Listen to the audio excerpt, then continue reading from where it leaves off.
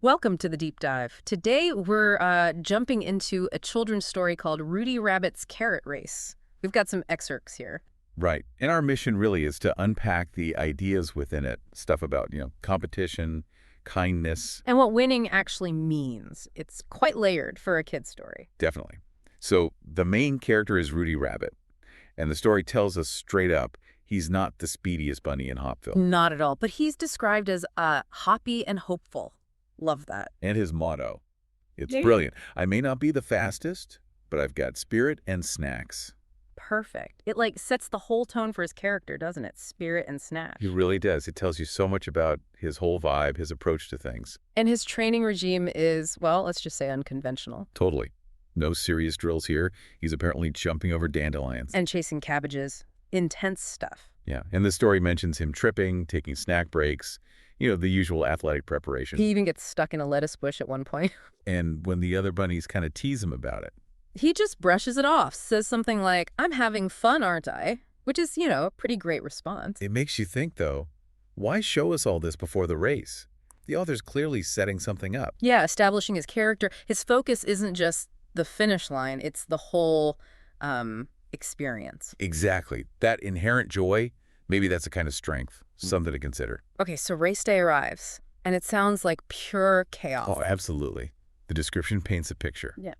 Tunnels, puddles. Carrot hurdles. That sounds tricky. Cheering squirrels, confused ducks, they get a mention, and something called the bunny belly flop bog. Oh dear.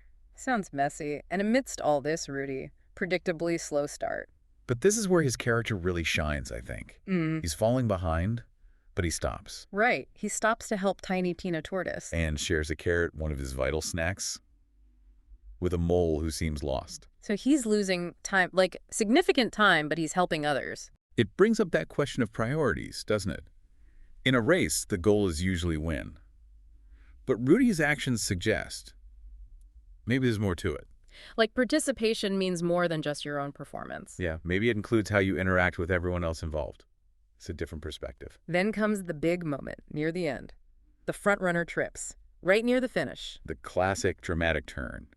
And Rudy's reaction is key here. He doesn't just zip past, does he? Nope, he stops, helps the other bunny up. And they decide to finish together. Wow. Yeah, side by side. Which, again, really challenges that typical winner-takes-all idea of competition. So how does it wrap up the awards ceremony? Well, the mayor's there. Yeah. And there's the Golden Crunch Trophy, presumably for the fastest overall time, though the story isn't super specific on who got that.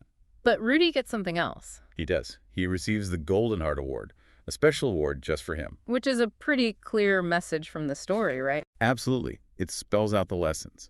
Kindness matters. Effort counts. Being a good sport is maybe more important than crossing the line first. And helping people brings its own kind of reward. Plus, that practical tip. Always pack snacks.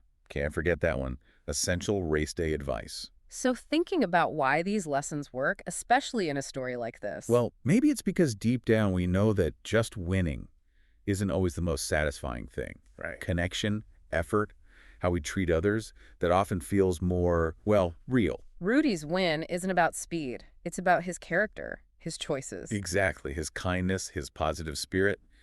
That's his achievement. The golden heart, not the golden crunch. So the big takeaway here really seems to be about redefining what success looks like. It's not always the fastest or the first. Right. It's about those qualities. Rudy shows kindness, perseverance, maybe just enjoying the ride, snacks and all. And that leaves us, and you listening, with something to think about. Definitely. Think about your own life. Have there been times when maybe the goal wasn't just about traditional winning? Times when maybe helping someone or just sticking with something difficult with a good attitude felt more important. What might your own Golden Heart Award moments look like? Reflecting on that might offer a fresh perspective on what truly counts for you.